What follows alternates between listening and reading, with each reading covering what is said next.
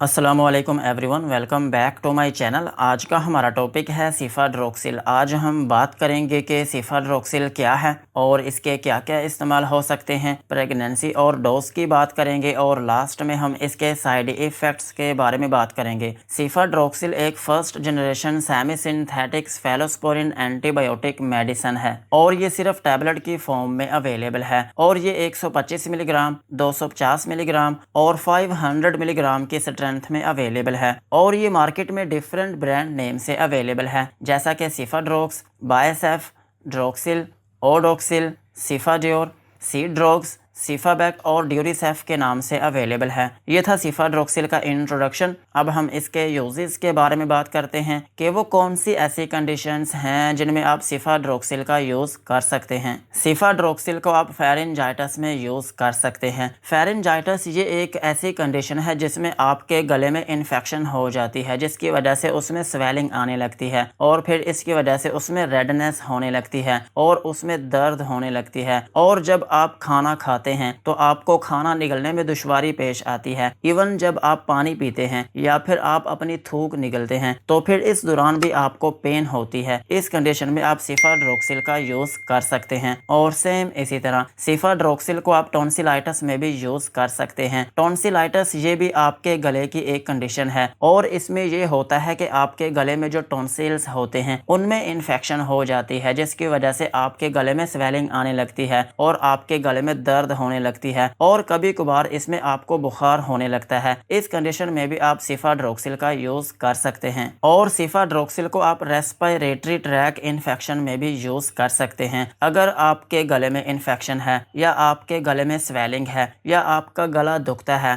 आपकी सांस की जो नाली है उसमें इन्फेक्शन है, तो फिर इस कंडीशन में भी आप सिफाड्रोक्सिल का यूज कर सकते हैं और सिफाड्रोक्सिल को आप निमोनिया में भी यूज कर सकते हैं। निमोनिया ये एक ऐसी कंडीशन है जिसमें आपके फेफड़ों में जो एयर सैक्स होती हैं, जिनको हम बोलते हैं एल्वियोलाई, उनमें इन्फेक्शन हो जाती है, जिसकी वजह से वो डैमेज होने लगती हैं और फिर इसकी वजह से उनमें एयर स्टोर करने की जो कैपेसिटी होती है वो कम हो जाती है, जिसकी वजह से आपको सांस की प्रॉब्लम होने लगती है और आपको खांसी आने लगती है। और इसकी एक अहम अलामत ये होती है कि आपके चेस्ट में पेन होने लगती है और आपको सर्दी के साथ बुखार होने लगता है। इस कंडीशन में भी आप सिफाड्रोक्सिल का यूज कर सकते हैं और सिफाड्रोक्सिल को आप skin and soft tissues infection में भी यूज कर सकते हैं। अगर आपकी स्किन के ऊपर कोई इन्फेक्शन है या आपकी स्किन के ऊपर कोई इंजरी लगी हो, आपकी स्किन के ऊपर कोई जख्म हो या आपकी स्किन के ऊपर कोई फोड़ा हो या आपकी स्किन के ऊपर कोई पिंपल बना हो या आपकी स्किन कहीं से जल गई हो, तो फिर इस कंडीशन में भी आप सिफाड्रोक्सिल का यूज कर सकते हैं और सिफाड्रोक्सिल को आप सेल्यूलाइटिस में भी यूज कर सकते हैं। सेल्यूलाइटिस ये एक ऐसी कंडीशन है जिसमें आपकी स्किन के अंदर के जो कनेक्टिव टिश्यूज होते हैं उनमें इन्फेक्शन हो जाती है, जिसकी वजह से आपकी स्किन रेड होने लगती है और उसमें स्वेलिंग आने लगती है। इस कंडीशन में भी आप सिफाड्रोक्सिल का यूज कर सकते हैं और सिफाड्रोक्सिल को आप यूरिनरी ट्रैक इन्फेक्शन में भी यूज कर सकते हैं। अगर आपके पेशाब की नाली में इन्फेक्शन है या आपके पेशाब में दर्द रहती है या आपको पेशाब के दौरान जलन होती है या आपका पेशाब रुक रुक कर आता है या आपको बार बार पेशाब आता है, तो फिर इस कंडीशन में भी आप सिफाड्रोक्सिल का यूज कर सकते हैं। और सेम इसी तरह सिफाड्रोक्सिल को आप ब्लैडर इन्फेक्शन में भी यूज कर सकते हैं। अगर आपके मसाने में इन्फेक्शन है या फिर इन्फेक्शन आपके गुर्दों में आ चुकी है,